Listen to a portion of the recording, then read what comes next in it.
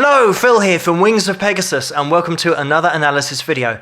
On the agenda tonight, we have Billy Strings, and this is going to be recent. This is from 2017, because Billy's only in his mid-20s, and this is going to be Turmoil and Tin Foil. So let's get Billy up on screen and see how he gets on.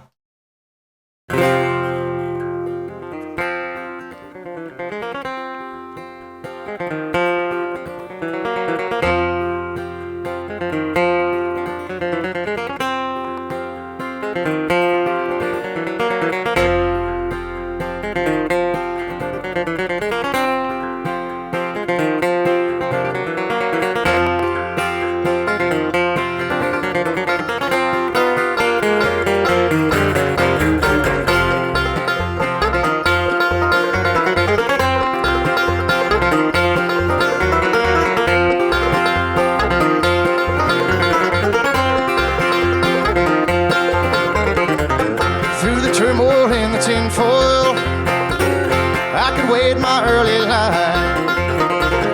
I could see you in the darkness, and I'm running through the night. I recall a silver morning when your face had turned to gray. You were standing right before me, but I missed you every day. Though you never said you're sorry, I forgive you even then, but I feel inconsequential in the current state I'm in.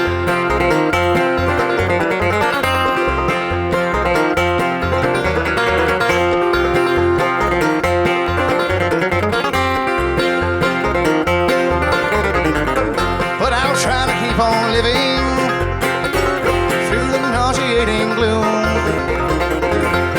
Try to keep on digging wretched past I will into. Though you never said you're sorry, I forgive you even then, but I feel inconsequential in the current state I'm in.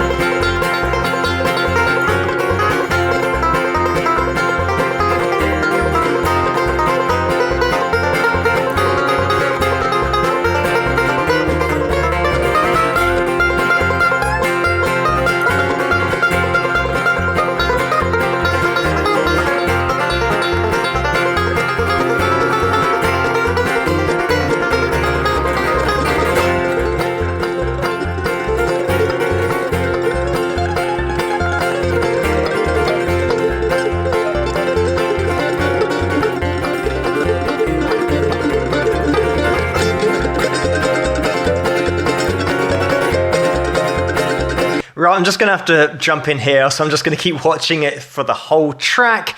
I was going to say we've got some classic bluegrass here, but this is what I love about this video and this artist in particular, Billy Strings, is he's taken a genre and he's totally flipped it on its head. Sometimes when you try and do that, it doesn't work and it just sounds weird.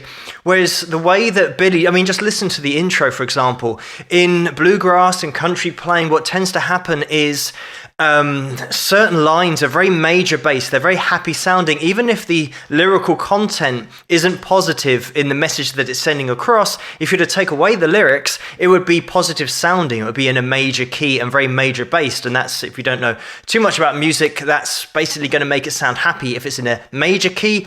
And if it's in a minor key, it starts to make it sound sadder, a little bit more somber. But he's thrown in so many minor chords, and in this riff that we've got so many different notes that aren't part of that major scale. We've even got a hint of Egyptian in there, and it's really taking that genre but blowing it wide open just with creativity and originality. Another really cool thing is then when you find out where this comes from in terms of Billy's influences, because his dad brought him up on Doc Watson and Earl Scruggs and John Hartford. So those kind of players, all who I've featured on this channel, by the way.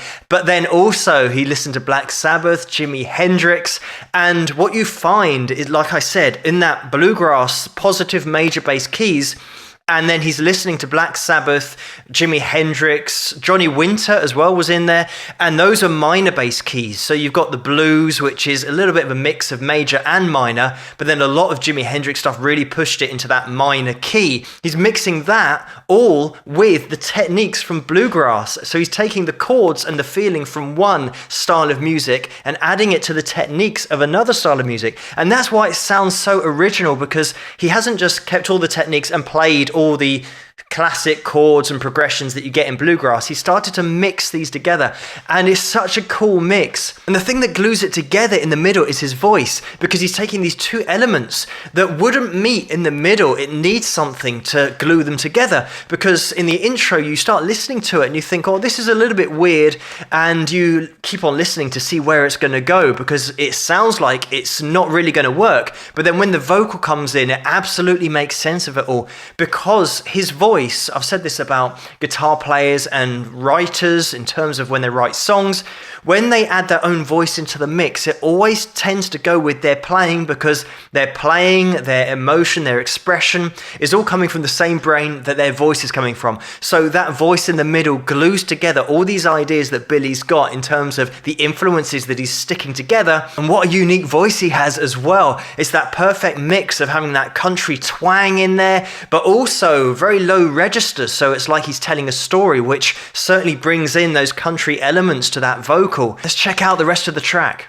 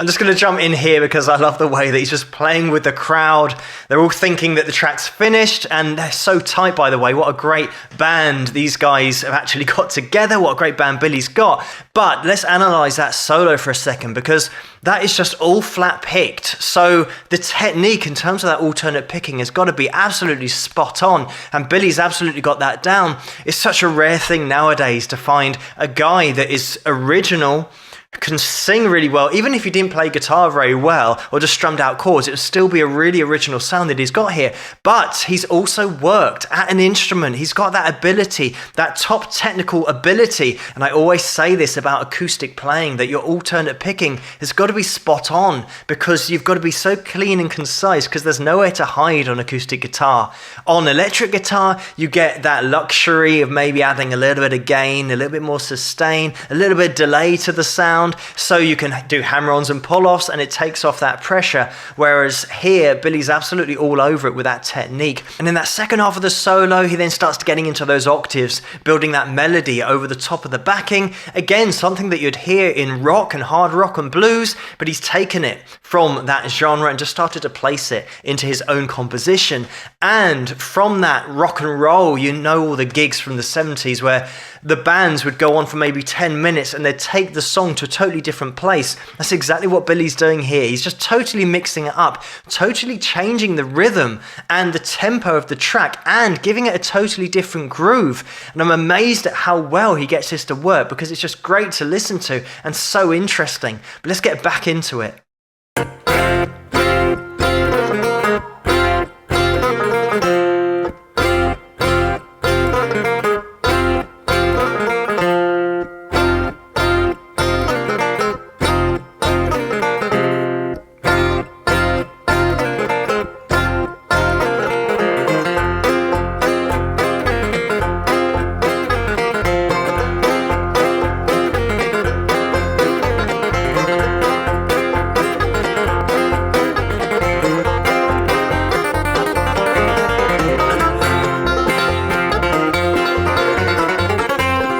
Just quickly got to jump in here to say about that little riff that they're playing.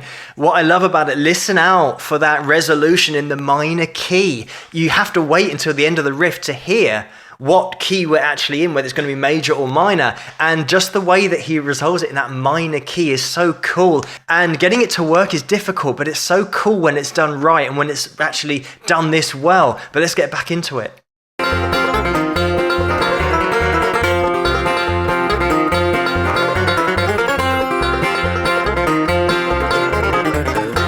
Turmoil in the tinfoil, it's just the way it used to be. But I have the strength and I will learn how to fly on broken wings. Though you never said you're sorry, I forgive you even then. But I feel inconsequential in the current state I am in.